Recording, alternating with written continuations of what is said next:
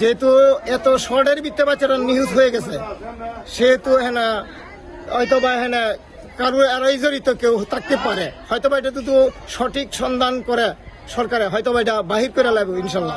আসলাম করে মনে করো আমার স্বাস্থ্য ভাই রাহমুদ্দি ভাই কইতাছে কি ফুটবলে পাইছি লিপটেন, তারপর আমি দুইটা বাইতে আসলাম, আইসি আর সেটা দেখলাম কি হই এটার ভিতরে। এক বালতি পানি নিয়ে ঢালছে, ঢালার লগে লগে মানে আমার বড় পোলা আমার ডাক দিছে, যা কো বা বাথরুমে একটা বাবু পরে যায় দেখি আমার পোলা এই কাজটা কেন করলো তারা, আমি কি অন্যায় করেছিলাম তারা, আমি বিচার চাই সবার। আপনারা বলছি 3 দিন আগে বাথরুমে পরিষ্কার করার জন্য, পরিষ্কার বাথরুমে ভেঙে গেছে, আমি বাথরুম ঠিক করে দেন, ঠিক করে দেন। আমি যা বলতেছি আপনার আজকে যাওয়ার টাইম মধ্যে বাস কাজতে দেখছিলাম, আমি কিন্তু বাথরুম সুন্দর পরিষ্কার দিন যে হ্যাঁ। তারপরে আমি গাড়ি দিয়েছি, পরে আমি আমার ফোন দিয়েছি, সারা পাওয়া গেছে। প্রায় 1 মাস আগের ঘটনা।